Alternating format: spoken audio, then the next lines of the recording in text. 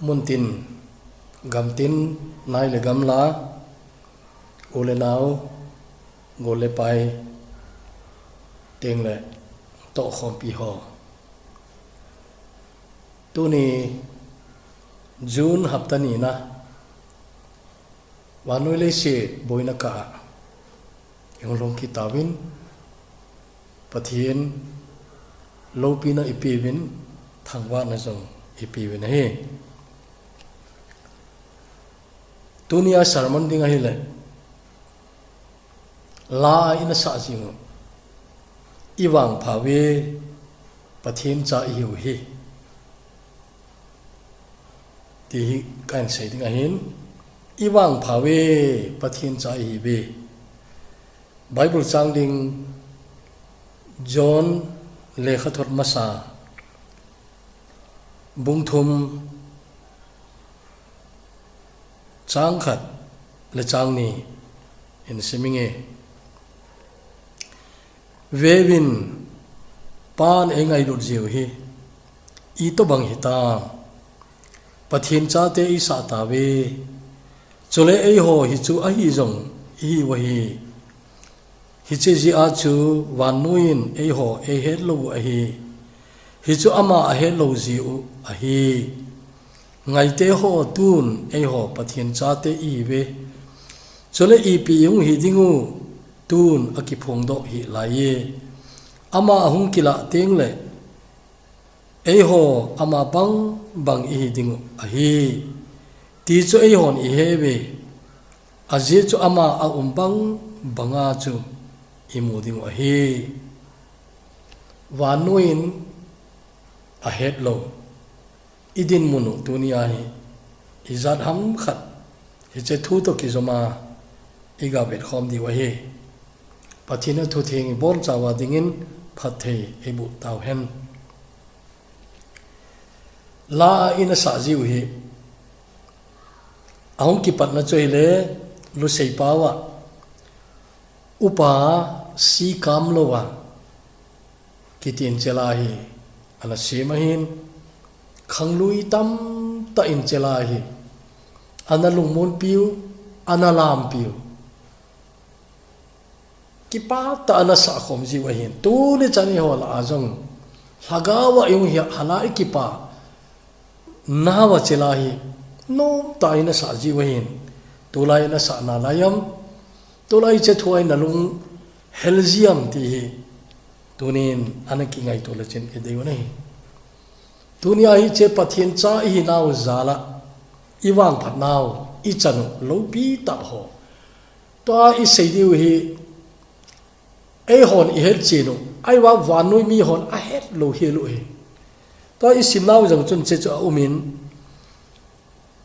wanuin ei ho ei het lo hi atin pathian cha I nawa ei ho jong wanuin ei het thei lo teng le I chanu jong hi sei jong la hen wanuin a het thei lo amin mai Christian hon jong a het lo peng tha lo na het lo mong che chu tu ni pathian cha ten I het no che ho chu tu ni aban bana kan se ding a hin ama sapenin pathian cha khanin kipa ta a het chin le alung mon pi chu ipiham itiai le pathian ngai dam na lungmon ta che chu pathian cha khanin a het chin a hi hodang hi navet wai le hodang a jong chon se hi ki het nai ani yu nei che chu che chon set ki het na pu gi chu anga hla di umam angai jang di umam ti a hol lo ai pu bi nei a hol na mulu adi lo ji a chu mulu ti thu e a ho to ki zom mun theng mun poimo ati ho a chi oi ama ho chi a hin mun poimo ani chi u nei cha chu hin kho khat vei be che te di ati wi nei a hin la a khoma ma jing chu akine bang amuji puine wadunga ga kidia thing ni kiging chaloi jong umuwe lo khachun ama mimala ama geldan dana ama le ma kisugen theya hichi ha so kisugen theya le hichi a chon sin na chu ngai dam a chan dam tia kinema jong umune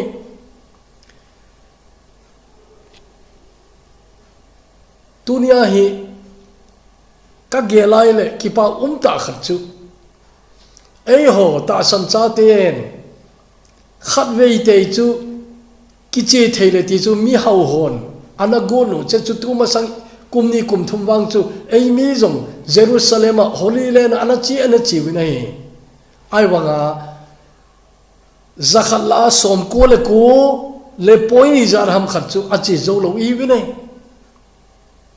cha chi ho chun hi chi holy land Calvary mol ha Jerusalem ha aga chiwa chu chon sin ngai dam ga chang di wi le a chang lo di tam ta yu mu ne ai wangin che chu hi pu ni ngai dam chan na dinga chun Jerusalem chi angai pun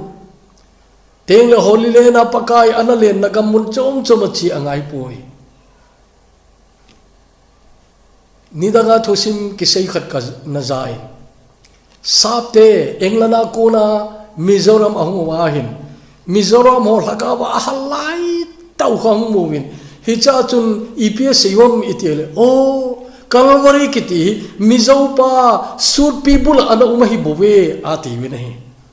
ama o jang chu Calvary mol jong ana chi khaw jong hitan tin Holy Land ana chi khaw jong hitan tin ai wanga Mizoram ahwa lagawa halna min lagawa hu hing ki he china lungmon ta anaiwa kipa ta phat aman khomu chu ai mobile Calvary ti chu hiche Mizopa sut pi bulai ana umai bowe atiwen che chu kipa umai tuni nang jong pakai Jesu Krista nahu hing puriga nahim kisan namun nagel do zia chachu kisumin lowe ha le ha lowa jong kisumin lowe ha lai ta jong ki geldo ha lo lai ta jong ki geldo chachu hi chachu wanui min e happy lo ngai dam na chon sen ngai dam na lungmong sela angai dam na kinga phla na chachu sam som nga le khat ibe nai le chon set kisina na sata umin ai wanga sam som thum la ni na simoi le hichi ngai dam ki het chen na lungmon ta chu ana umine cheteni chu achi khom lo thelo ai khat vei pa khatin gamla thimta khopi khana ko na eng phone ni nei pakai za khamna hi amatin he nge kai e kati ai amit li athi hin ka he in phone a hi jong na ki he thei cho a o jong ka pa he pa iki ho thei iti ka ki pa ita dunia ka ki pa na thukan sei ku re he ka chon sit pu gi ja hi lung gen thei ta leng wai ta ka hin a hin la angap hla na yong ka he thei poi ai ni khat hi sam som nga le khat na sarmon na che chu kana ngai na hi le hi cha ku na chung ka chon se ngai dam na ngap hla theina kai nei in cha chu ki pa pe sa kan kol nei bo we ai ti ki pa thu en se nei hoi la ya ka thu se ana ki ko na ana ngai ham ka he poi video wang ji hi te hi lo ding ai audio recording hi da aji chu hi che ka sei lai ta koi man video ala jong ka he po nei hi chu hoi la yam khana sound box kom khana hoi la ha ai lo le hi che ka thu sei na muna microphone phone a ko na ipiha mixer a ko na ham hi che ka o chu ana la u jong hi mai the na ka ki pa pi dan chu na hi che sam som nga le khana sim na hi che anan sarmon na kon chun ken ka chon sin ngap hla na kan nei tai ati nei hi che chu tu ni hin pathin ngai dam na ki chen ta he na di wa chun i chon se phat ta ki mu ngai he ti chu sarmon ma salaya online crusade kiti khat ana ki bol sa umin hi cha chu tam ta na za di u jong ka ging cha nei hi chai keima ta mi chon se chu kai Giêsu mi chon sa de hunga hi ti het ke wi loin keima ta chu che mi chon se chu ka hi na ti het che chu apoimo mama ina hi Horatius Bonar kitipahin hit hina na suni nahi English and simta dinge "'Twas I that shed the sacred blood, I nailed him to the tree, I crucified the Son of God, I joined the mockery of all that shouting multitude. I feel that I am one, and in that din of voices rude, I recognize my own." Atine. Chazai pawa abai lam ta nin leninge. Hichi thi san theng ta sacred blood na che thi san theng ta lon sa chu ke kahi. Thing le a ana kill them chu ke kahi na I nail him to the tree. Teng le pathian chapa kana khen be tai I crucified the Son of God. I joined the mockery. Hichi ahong sin now anui sa now chun keizong kapangi. Hichi mi pi ki ko thom la chun keyong khanin ka ki he in. Hichi ki ko ogin hoi se ta la chun keima ozong ka ga zai ati cho. Chon se ki he thi che chu hi keima kahi. Hichi mi chon se cho na keima kahi. Pakai hung thi nai keima je hung thi na ti ai che chu John Newton in che yong chui amine I pha ju he John Newton in Amazing Grace, how sweet the sound that saved a wretch like me. Atiwana me atiwana us among pune plural among pune singular among inai na Amazing Grace, how sweet the sound. Che hi ai pawa ile na hoi ka sama ma zing eating ai tam lung set kidang chon se kei na kei ai hata chon se ai ho ai hata we ti lo so chon se kei ai hata eating ai tam lung set kidang ye chu min hi to bang ta chu ama ta chon se na ki mu teng le pakai chu ama ta ding hong thi ti he chin we ai ho ti a chu nang personal zau the lo na cha chun John Newton in a wretch like me atine tengle Horatius Bonar in aile keima ta kai che thing pela khen be pa chuna I crucified the Son of God na I crucified the Son of God. I recognize my own voice na ichi hosel a chuna pakai hosina ogi ki thong zeng zum la chu keima o kaga zai ti chuna personal ta amadinga ase tunin chon sin nang ma ta chon sin nahi nan na ke lo le Jisu nang ma ta huing ne ahu nahi ne chen the lo dei ye chun cha hi pathian cha ten he chen chu chu cha chun wa noi le sen mi ten cha I ti he mo di a he the lo di na a he the wa noi ne he poi ti chuna wa noi he lo I choi na wa noi he lo e ani na ding chun pathian cha ten ine yu wa noi a he lo chu zalen na so cha na kidang ta na so cha na kidang ta chang ho I wi nei che chun Haldor Lilina kitipain wonderful freedom, glorious freedom tila ana sutsu eo gama hagawa na sada ikipalayu 1975 ma pana achung lama igama halna ang hulaya chun chelai ana ki deiloi ta choina so chana lopi so chana lamdang glorious freedom na glorious freedom hiche freedom chu hiche so chana kidang ta chu pathian cha ten inei wahin ai wa che chu sei zong la chun wanoi mi ten he thelo de na wanoi mi ten he thelo he chala simpa chu ipiha kile sa na ko na jong su cha na ai lo le ki cha na ko na jong su cha na iya kai tunia ta san cha te I boi na zo siwa he cha ko na chu su cha na ti nai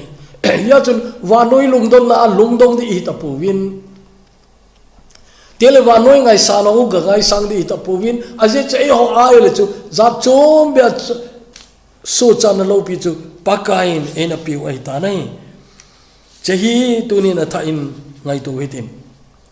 nangman che chu nane hinam na so hitalo dinga krista chun hiche zalen na chu api tai na hiche zalen na chu api tai hiya chun nangma man kipia kichodo na hitain na man kipia kichodo na hitain hiche zalen na chu changni pakan an haddo na hitai chun hiche na zalen na hiche na so chana chu sang jing lang hicha chun ding dat jing in kiti chuna hiche na so chana chu ta sanan sangin na ta sanan sangin o pakain thingpel chunga chu keima so chan e na pi ai tai tia na zalen na chu tunin sangtan kiti ai athum na chun pathin cha te kinep na ki pa tengle he che kinep na lungmon ta cha bible changa in simin ko tin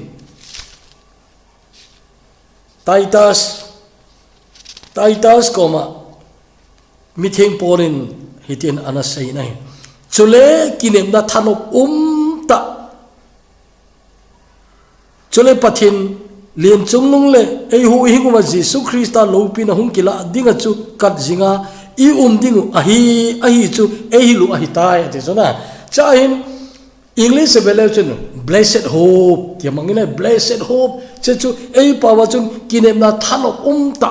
ati nai kinem na thanop ta tuni ta sa thilam ki sei tale ta sa jong hin kho in man na wa hin kinem na ki te mi hing chu che kinem na chu aum lai se chu tai ki hing hingai min kinem na anei ta lo ting le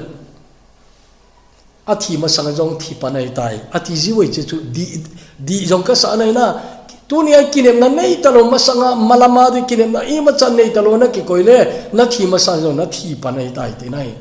cha chu mi hau ta jong suicide pi ja bolwa I pi ham khaja akinem na ki chai ti nai jona mi hau ta suicide bolu nei tu masang je announce ki bol khat le Asia gampom pia suicide tam na pe na a population te even na le suicide tam na pe jo Japan chu ala kidang ta chu Japan ti chu Asia gampom pia linga chu akhang to pen hikino chu in chen jong num asawin na standard of living na ahin khoman na num asawin e kidang ka sa mama chu 1983 kuma chun Amsterdam khopi kom lai ta win kal hun lau hotel chami ale na le ne ti za izat lom alhun thina dem ka poi song som ni hoi dem a song ka ga simpoi na ai wa ale na le novotel ke ti novotel to Delhi dung hoi lai India jong tam ta ta ne che hotel chain France hotel chain ne he che novotel che hum ka min sun khali lunch zawai ki chol do akana lai ta hin chapang hon akum tam di pen ho chaka vet le som le thum som le li ho bo hi di atam ta chuk som le khat som le ni ho na pre teen ho ti di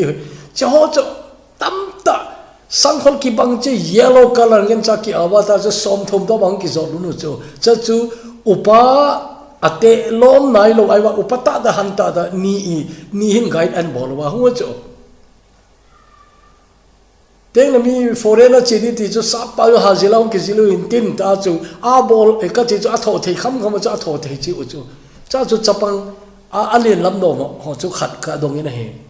na ho pi pi bo long nei mem ka ti ke ho tourist ka hi aga ti chu chapang cha kum som le gal hing di yo nai lo tourist ka hi ve ti chu ana hoi wa ho ki pan nei vem ka ti le Paris song ki pan kai ve tin ane hole na ichan na umdi ka ti le ni thum ni li ka umdi tu ni zing Amsterdam ka wa le diu teng le akiti le da hek ka chi diu che yo teng chu le UK ana UK a London teng le UK pompi ka wa le diu che cha China la ngai tan che yo le USA ka lu diu state atam zo ka chi gu no hi aga ti ve anh iti tiếng le in nal hundi ham ka tile Christmas masanga in ka hundi we aga ti we July cho kêu che kamu na chuna July 12 to 21 aga kai cha chu July a chin na diu aturu atam jo hin chai ta cha chu UK chin na lai di USA chin na lai di ka sino chi pya Japan te nok sa dan chuna Japan ki santa jo num ta wa no le se ve a wa cho mi hau ta cha te diu chuna ai le ipisi a Japan te suicide rate tampe nam ti le hagawa a home kitimai na amo yo mapu winte hagawa home cho ai amau pathin homi percentage vet le 1% hinai lo hi a kom to Korea le chu 30% lang hi taw amau chu 1% jong hi lo hi hobung yong ho lung set aum ta no khu mi zakhat kai na khu hoin hobung len loi ka hi ve kiti we Korea ye lewang se mi lap nga lap gup kaina yoido gospel center church tiona mi alak alaga kisim kaina ita khola kasinum chi pyamiti le betong chehoi ipija suicide abolu amona se jole se nom di ka gin cha jo se ka bol ta win na ka ven nom na gam jo se ka chi da ai wanga chu I ma cha ki pa na umpoi ti che chui chu Krista panglo in ho chu na dei jo se boler na dei boler lang na dei ki choi lai jong le chin Jisu na nei lo le ki pa na lo de a chai ne chu na ki ne na I ma cha ta lo di pathin cha te le vai che le hin nei jong le hin nei lo jong le hin he che ki ne na he che ki ne na chu pakai nei pi ki ne na thanok ta na blessed hope he che ki ne na chu pathina ko ne imu we che chu wanoin a head lo ina che ki ne na chu wanoin a head lo we he chu tu ni him che ki ne na chu pathin cha ten ine yo wanoin a head lo che hi ali na chun hin na nom ei mi te la khat tu chana isa chim lobu sa jong isa chim ngai lo diu ikwi pa na ni khu te le chela chu khat we be sa do igu no chu opa chung khoyang in la khat na sim piu nei Jisu nei hin na no na lei mi te na he thelo che yong chu na Jisu nei hin na no lei sit mi te na he ngai lo diu hi che chui he che hin na nom nei che chu tu ni hin na nom iti tieng le Jisu nei za la bo umai wanu mi ho hi hin na nom ti hoi tan study bol le hin nagin cha sanga nom saloi a hau pe no jang khu kum som gup ang i tieng le a thi na ni chan lai tai ja khun hung ki it pan ta ve ta lekha sun min thang ta Ernest Hemingway ki ti pa na ale khabu su khatja ha minan min thang a farewell to arms ti ana sun pa Ernest Hemingway khoni pe se mi hau ki ti ola mi khat ki ti chu a hau che ai le a thi di ga ki che ti chu hi mongin te ka ti chu mi a hau po le a thi di ki nu e ti chu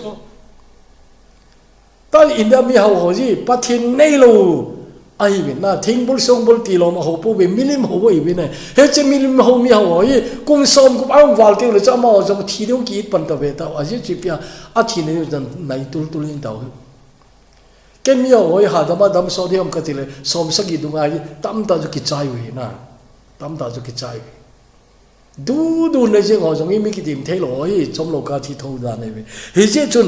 choi be le chun kum som nga som ko ngi te le thi da ngel par taw chu hong ki de taw na thi dia ki di dan na thi la ki di dan na Alexander the Great ki ti pa thi di ki dan ko na mu khola Salmon na ki sei sa ai tai na Dr. Kim pen ho in a zenoi ai wangin koi ma cha a thi ding pa rai koi ma cha in khu tu tang the yong pu we a Dr. Hon a lo ji he pu we ama we ki lo je wang cho pu ya je chu chapang wal khola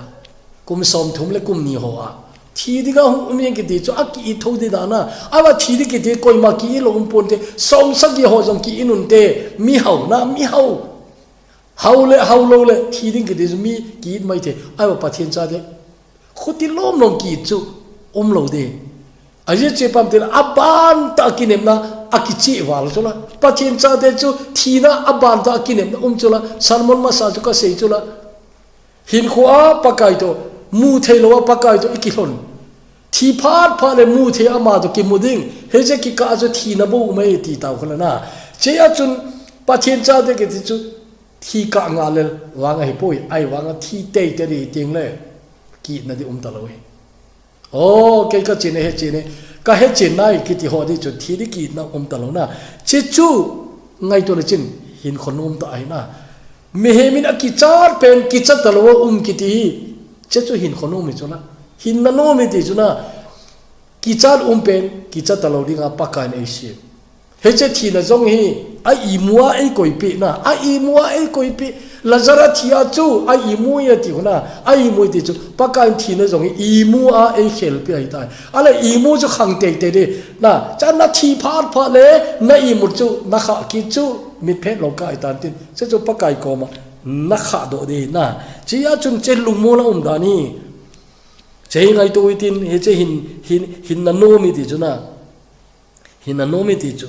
che chu tunia thil khat isu chen deu chu hi che hin na nom nei hoi thi na nom in ananga ai nei thi na nom ta na thi dan ha salo ta ti chu na thua peng peng ni yo ki jong le kinet na khat ki nei tho tho di chu na kinet na khat ki nei tho tho ni dang lai ka na sei khatai mi pa khari cancer a hin cancer je na het chi oin na het chi oin ei in sung lo jong le mi in sunga igabil kha jong te te dingai pa taro bang ma na mu tam ma de ke kai le ka pa cancer kum ni wal chei ka na zen oin adam zo ta pon cha cancer ve ho gen thi dan ka mu sai to yo newspaper zinka sele na newspaper akimu teng le left column khum mi thi hong ki sum je cho newspaper local paper loi khana na cha ka na ve ji cho ale covid a thi sanga cancer thi tam zo jing ke ai ho kama zo na to in ka jin zo ka ve le cancer thi chu mi ni o mo ne o lung se chu na lo mo me ai wan cancer ve cancer thi ding mi pa khat lung mon dan chu ta sei chu ka cancer hi kum ni kal ka thu lo de chi yo teng le hi che le se da hatang ka tin cancer ki tin ai su gen thi phata lo dinga kapaka ang sum ki chol lu kai chol ding kai ta cha chu kum ni lo kum thong ya la kho poi a je chu a chai na de na a chai na ding hi chele si ka dal ha phat da hin hi chele si ka dal ha phat le hi che cancer chu ei su boi phat lo li hi che ga ma chu che ding ka ti chu lung mo nom sa mi na cha chu hin na no me ti chu thi ding yong ki chalo wa na thi ding yong ki cha ta lo wa i pin na hi jong le che ki cha ta lo wa thei chu alung mo nom pe doctor khat churu chan pura so lam lai hung kha khat doctor min thang ta min chu ga sei kho da ing ka tin che pa chun ki tai ta khat chu sei in ai wanga chu a sei dang chu za chan umin hita sei chu churu chan kum izat ka hung ta in ai christian ke ti I macha a hoi chum ne ka mu po in ai kho jong I macha a phat zo na yong ka mu pot ai wanga christian a hi lo na thin khat wang ka mu e hospital ong ki polu nun taw na aki manun cha chu adamule pathen thangwa na ne yon hospital a koning ki pa ta na pot on a thiu le jong hospital su mama a thiu jong le pathen a thangwa tho tho e ti chu na pathen ko mo ataw thon cha chu ki pa ta in na ki pa ta chu lung hai se na pot tho tho chewange Christian te zat chom na khat ahi ati chewang chu ke yo ka kitai adang wang chu sei chu sei son yo anum pon na so the ki sei le tunin negative lam ka ha sei nom lo jen so sei da ing ka tin he je doctor pan chura chan pura Christian ho azat chom na amu khat sun chu athi te ngo le jong ki pa ta ing ti chu pa chen na thangwa u na chiu chewang hi ke hon ka nei lo Christian on ane yo khada tin che chui hin na nom phatamina manai le thi na jong nom de ya jun poli pe se second Timothy bungli changup changge ro ho simla chinna a thi di ko na su ai ho iti lungmo ne tam na iti lungmo ne ta ki lai te na ka chai tai na gol si ka chai tai na chai sa ba na se ya a chai na chu twa wang ke dingin chon phana lan lu khu koi sa hi tai a chi na Jisu to hin khu anaman je chun hin khonom ta anamangu bin tho na cha tame second Corin book som le khan khu sim la chen Paul tho na ko ali sau da ki ting nge a tho wang tho gen the ai ba Paul hi to bangai hin khu anaman la ko na chu ipiam imuwam itele nom ta ana thi he tho gen the iza tho jong le akipa na chi pi ha itele khonunga lo pi na ka chan di to ka tele tu lai ka tho na chu te ka ki kot hoin ka koi poi ti ki kot lo e ti ka tho na hi che tho na I ma chai poi ti chu che second Corin bung som ka ti chu ana sim tau a tho na lis ka sawa saw cheng si khu bele chen nang na tho lo ke ka thu kha poi cheng khu na a cheng se thu pa hin I ti ki pa ham itele ki pa hi a je chu pa kai mi na a thu chu a ki pa na hi Ajo Philippi le khato ti yang sung kula kon asunai ai wanga Philippi le khato na tuni chapang neu cha abai ha che pem tel Philippi bungli chang le pakai ki pa thanom sin umun tikil lewinge ki pa thanom min umuna ti holana ai wang che su lai ta hu mi khane asut dan chun por che le khato asut lai tai akhut ngonga hi rom sungkul chain na thi khau ki khai puma asunai ti chu ajo rom sungkula chu asungkul sang hi jong leo hi che che no hu ala do lo chu a ki khai jing chu na cha khuna chen ki khai jing puma chu le kha do ain suna ta zo pakai ki pa thanom jing umun tikit lewingi ke pa thanom na che chu hi cha chu ama jong ki pai na ki pa lo che cha su thelo e ama jong ki pai na ve ta wa noi na he zo lo ni na wa noi na he zo lo ni wa noi na he thelo di chu he che pakaya ki pa na chu hi tuni nang jong naloi na goli ahead phalo gama ki pa na chechu pathin cha khana ile nanei ding ahi ye chun ki pa thanom jinga omna kiti pakaya kuna imu chahi ngana ding chun pathin cha ki pa na ding pen khat chile wana na naminu wana kisut je in ki pa zo bin ati chu thil ha ho na thu na bol the ji un ki pa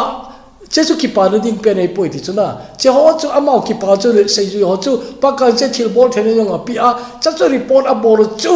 thil ho zong kano do we na khoti khate thil bol ki dang tam ta a bol chu pa kai ko ma report a bol chu luk bung som chang som ni kho ana sim lo jana che chung lam kho sim lo chen pakain asol do chuna asol do ki pa na thu pha hang sab ding a sol do a thil bol ki dang tam da bol thena power apia che ja ga bol na cha power khu exercise aga bol aga man chaule ta cha amit mu ta wa he che hagau ho chunga thu ani yu ahung kilang khu amur ki pa wa lo che pakai ko ma hung ri pon le pakai che chu na ki pa na di pe no hi poi na ki pa na di pe no chu wana na minu ki sut ta je chu na naminu wana ki sut je in ki pa zowin ati nei tunin pathin cha te hoi ten ngai to wana na min ki su nei mere question ki dang ta ei dong in tin wana imin ki sut iti head ki head diham iti pha ta o ki sun ham ma ti chu pastor khadong jong na chin na pastor pu lo reverend pu namin akisut lai ta ne nam tele ka he koi ma chan telo de che chu ta sana isanu chu ai zu hi cha jong hi amino wana kisut chu explainable lo chu ai sa phun do pi chu na namino kisun chu o hi ta kisun chu hi ti lai chu kisun ti a sei lo chu ai sa sei pi ye chu na che chu pi ha wana namino kisun ai ta je chun ki pa cha chui le min a chon sit ki sia pakai je su hu him puri ki san lai ta chu amin chu wana na kisun ai tai ti nai chu na ye chun speaker ko hi jong le kamin wana ki su lai ta ka he eti na za kha lo mai the testimony jong i gama testimony ki phunga tama ai wanga kamina kisut lai ta kamu eti koi ma cha sei do nai lo chu che chu he te rin ti hilovin ai sa chu ta san ni ti na chu pathinin chol sit angai da mai le namin chu wana kisun ana kisun sai na chế chu ta sana san riêng đi na ta sana san riêng đi ngay thế là cái tu này ý chế thu xây đi các cái gột lại ya thiếu tâm đó các cái lộ chu lấy sẽ cho chu namin cái sụt lâu na tamatam đi na namin cái sụt lâu na tamatam đi example là chân pha chân là đi nga min li sa khun namin itia jong cái sụt khalo đi mấy thế nang ma hin ngai lo di ai ro nang ma in ko koi ham khat thu nei khat aum lo wai le thil pha chan la dinga chun namin ki sun lo mai the ai lo le appointment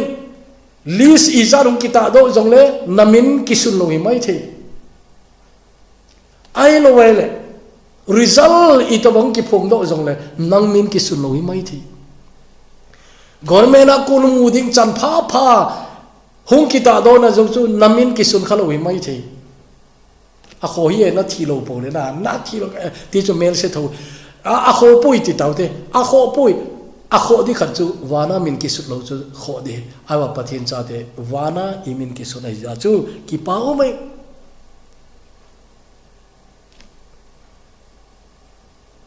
he che a pheng mai khana namin ana chung de koi zong le che kel ngoi no hin le khabua amin ki su lo chun meidil apai tawe kiti huna aiwa pathin cha khanele namin ki su de ja chun meidil chidila achun pangta lo ding nahi chia chun tunin hoi tan ngai tu te na hoi tan ngai tu te leise chunga he thilpha chana dinga namin ki sun ngai lo mai thi scheme thupi ta mune yo namin ki sun lo mai thi chan pha tam da chan dinga namin ki sun lo mai thi ai wang Jisu thi sanjala cha na chon set ki ngai dam ai le wana namin ki sunai ta je chunna icha chu pakain ikipana li peno se yo wang khu ni da ga jong experience khar woi dem che chunga akipa da noi na ai lam kai puai lo le apakai chuna pakai namina hina thil hao som nge ta kan no do jing wa tai thil bol thena ki dang ta ka nei pi chu ka gamang chawe te ki pa da report khu pakan che khu thu pi ta akoi pi lo he wana namino ki suta jin ki pa zowin atina wana namino ki suta jin ki pa un atina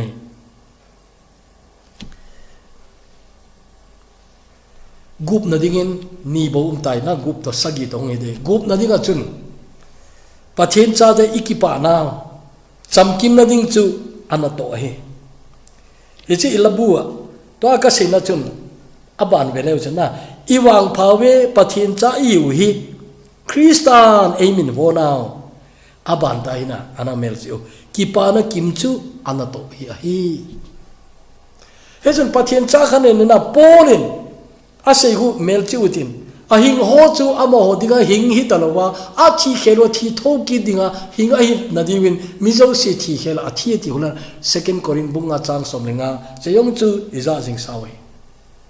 second corin bunga chang somlenga a hing ho chu a hin lo a ki heno I pija hing kahim ti ki heno pakai nal hat sa ki ti kharchun a hin lo ki hetai ama dinga hing hi talo pakai de hing hita he che chuile ki pana chamkim na ding chu anato hi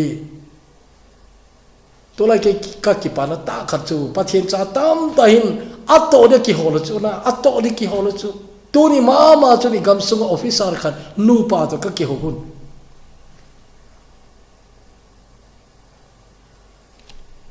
ka ki pat pi na mama chu pathian na to na ka pan thei thina di ka ki holun na ka pan thi thene ka ki holun evangelist or missionary ho I chan ham khana ki thu pi ding ka tin che chu pan ka lawe ti na che chu taw na kana man pi ai ki paum dan chu na che chu amani nu pa jo khang dong chai lai par hoi ta Krista hin nai nei hi cha Krista hin nei a ko na chu a ji di wa a hong ki taw le ta chu amani pathin an su tu ai hoi ta na ki cheng wa tu ai pan mun hoi ta anei ta wen awa amani nu panjong ahet chenu chipia pakai nato hi kakine na pakai nato kakine ya ki henun tin abol the hol chu abol the hol che chu tulai ama ke wilo mun tina tu la ato di ki hol mi tama na pakai na ipi ka tong dem na pakai na ipi ka tong dem chala siempa hin a he chin samena a he chin ni nai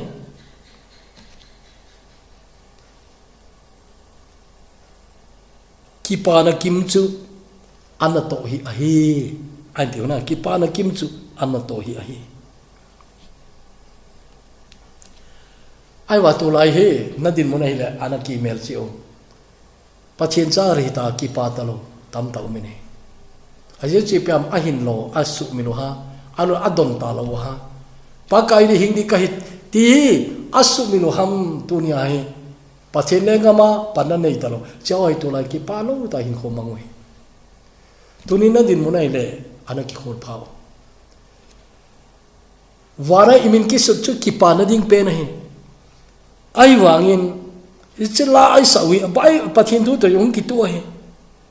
ki pa na kim choi le ana to hi ati chu efesia bung ni chang ge chang ko khu ta sanwa ga su cha na thu asain ai wa bung che bung ni ma chang som chi pia imuam ti le na to pha tong ding Christa Jesus ki semi hi ve ti chu na to pha good works ati chu hiya chu tu nin na to kiti so cha na diga na tong hi po win pathian cha khani le na i to di ti nai chu pathian cha na hi ti he na chu na to ong ki khel dai tai na to no mung ki khel ding ai tai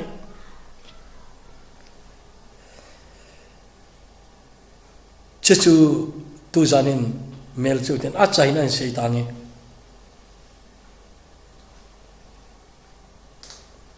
a chai na chun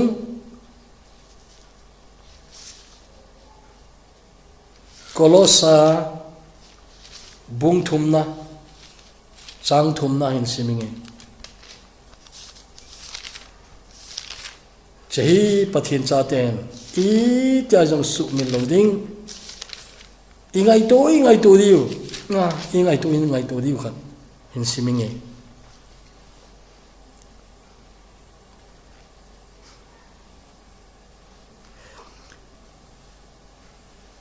nang ho athisa na hi wa hin nahin now chu Krista to pathina kisela ahi ati chu ihin now chu pa pathin koma Krista na in Christ ti jong hi i sei tam lo loi ta wa hin na ipin tha ma sanga chun in Adam umi hi nei pathian chawi ta jiu chun Krista umi ta he che Krista che i hin naw hi i ta sa zo le se chung na la ye na ai wa i hin naw chu Krista in Christ Krista pa pathian koma ki sela hi tai ati chu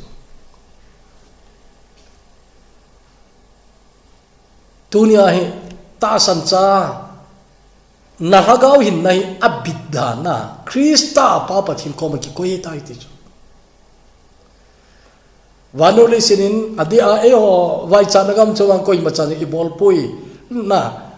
ai wanga America du Europe du khu e on i hello wa mi hau tam ta hun underground bunker ani chi ta hola YouTube du na velo chen bunker chom na modi hoina mi haule mi le zo hoin bunker ki sim chi ucho tuma sa US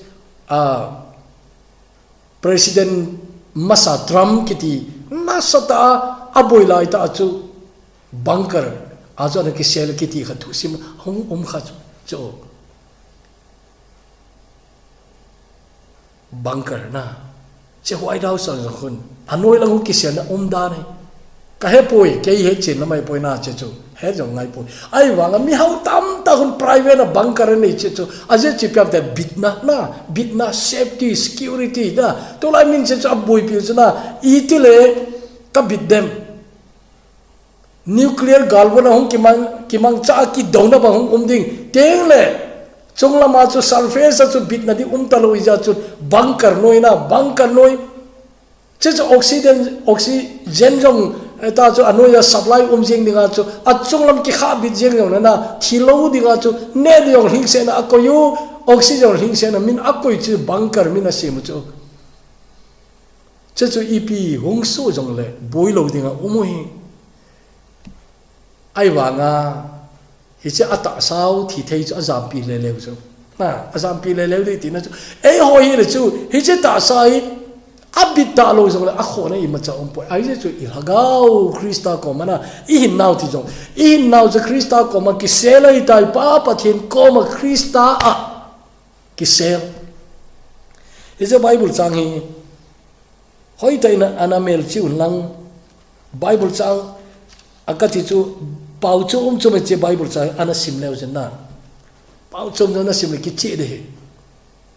in Christ Krista achun papa thin koma in now chu ki sela hi tai ti nei ya chu tu ni coronavirus vanoi na pui pi ti zan umaina ta verain ga chom ki na chom ki te le web jong chu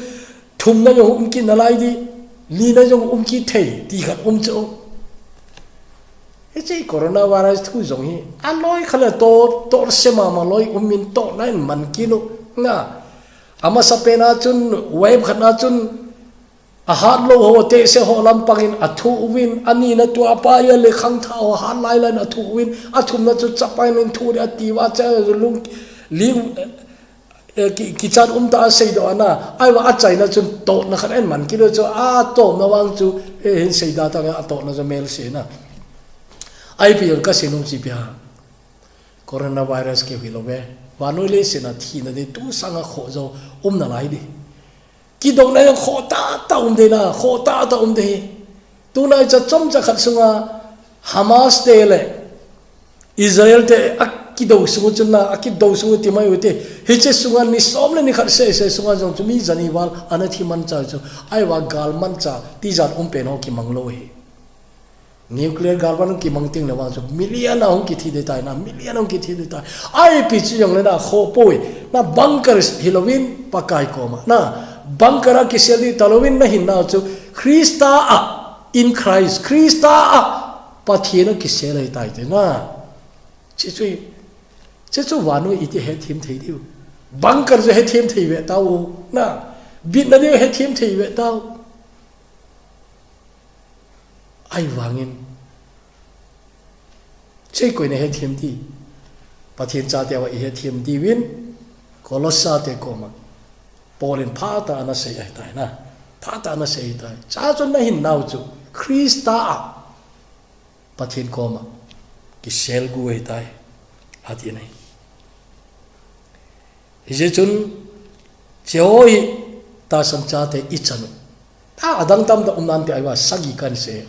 sagi che chu khat chai wan noi ne he thiam the lo di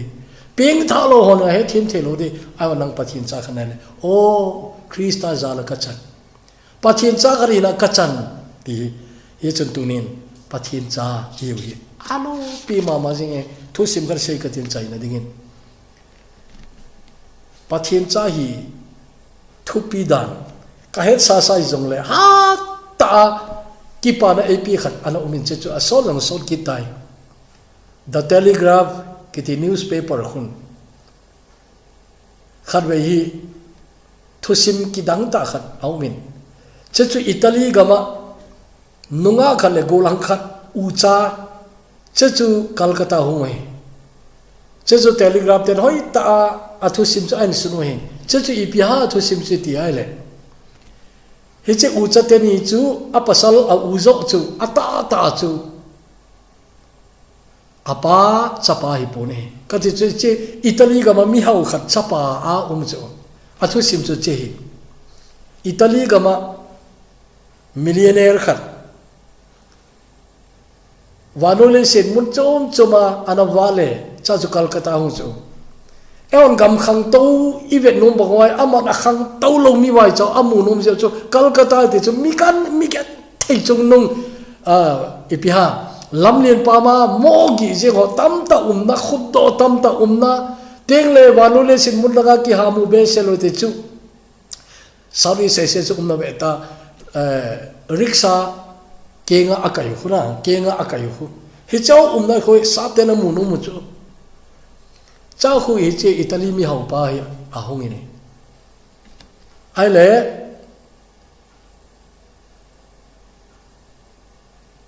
refugee ho cha te la orphan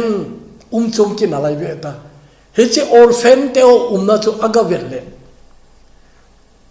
pasal chapang aga vet mai ma jong an lung se jeng mel cha lung se jeng che a cha ding an dei ta chu ama hi chanu khat ane yin neu na lai ai nei pi medical na ama dam thena thua event nai le doctor hoita sei pi hoita i chen now chanu khat api nai adang chu na nei ta lo di hi anu dam thena zo lo hin cha na nei ki thei ta lo di cha nei ta lo di hi be ne cha chun che now cha ga hola a chun chapang khali a chanu u ding na a chapa ding a chu a dei je khan pumin tin che pa chu hi che orphanage a chu a thu mai le ama ho jang na cha ding na ti mo mo le ka phalu ti wa ta hoi ta agreement api wa ta chu aki pu hi ta chu Italia na Italia mi hau sa na che Italy ga ma mi hau ta khat chapa wi ta ne che refugee chapang chu che ahong gol han pha na hi cha anau nu chu to na anau ding apa na su to che te ni chu alet nu ai Calcutta hu chu ama ana na orphanage yong chu ahong vet nu alim kana che ha lo chu ka kisi ma jin na newspaper clipping ati ji hi che khu bol ni dol ta ina kana bol pu in newspaper kala na wanga na so ta na koi phan jong kana nei ta pon a su na jong ka he ta pu ina ana che chapang pa thu sim gol hang ita Paris ami hau khat go lo ni ta chu kalung thi ma ka ngai to ma sa pe ji pyam tel o awang phane ka ti na awang phane ka ti che yo chung cái cao bằng phải rồi cái gì tôi này chỉ bài hành thâu ta vậy ta nhìn cũng mà Italy mi tắm ta thì mà lại giống chú anh giàu cái này mi hết bùi na ai bị giống thế này bắt thiên đã mua lô vàng lẽ trên nộp sản là chú lấy xin adi bốc ai năng bắt thiên cha này ngay tụ ipiu i di wang chu akipong nai pui na ati chu na ang ki phone dia thupi di dan pa thiên cha ri wa pa go lu di na one copy go lu di one copy lu di ne cha cha ki phong hi lai ti chu som jong hi pa thiên ki nai cha ki bo bi sing jong leo ama jong ka hi nai pui ti to bang na ai pi di ki hi nai ro ki phong nai ro we ai wa ga ai bang bang chu i hung ki la ding hi be ti chu na che chu tu ni na cha nei pa thiên cha nei le na che chu na cha nei che chu in tin chi a chu tu nin hoi tan ngai tun lang ngai dam na chang so chan lo pi chang teng le kinep na thanok ta chang teng le hin na nom chang teng le namin wana kisi ta teng le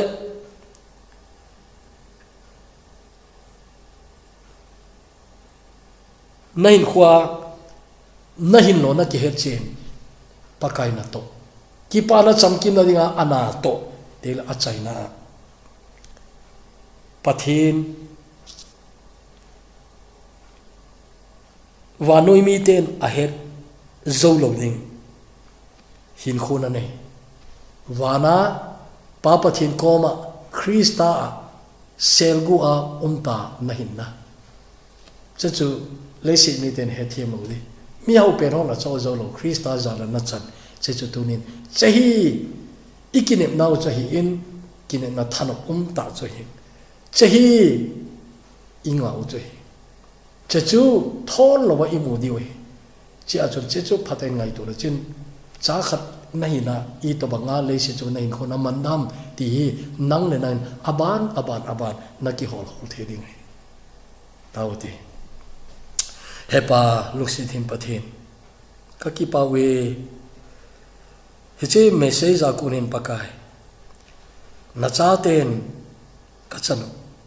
cha hi na a kachanu tam ta dang yong sei di umin te ai wanga to janin sagi kan sei ne hi cha ko na hin pakai nang ma ka ta sanau kisu de na tengle na cha te ka hi nau hi pakai atha be ka ki pa pi wa heta chu pathin cha ka kai nau hin hoi iti kaman yom ti ka he thim thene dingom lok se tain hi che thua ko ni nang man nei ki hopi che divin ka taw na hi long leng wai ta tam ta ko mai thewe ai wangin tunin Krista ka cham he thei ding nang man nei ki thopi din ka taw na hi ai kalawa hi che thu ngai la ko hi song le pakai hadai ko mu jong le nel nei til kho lang amunai lo ko mu jong le hol num na nei pi bin lang na thil mo pi ai ja chon pakai asan di ha saloi ti hi ne he thim sa ul lang ta chu ke man ka ki hen ding hi bo we ti ki he na pakai nang ma ang sung ki pe do the ding in nang angai zo se long so nang thu sei ki din tin ka tawun lo pin zo se nang chang jing lang na cha te phathina to ma ban chal jing ni nang ma ne ki thu pi divin pakai Yesu min kong taw hi amen.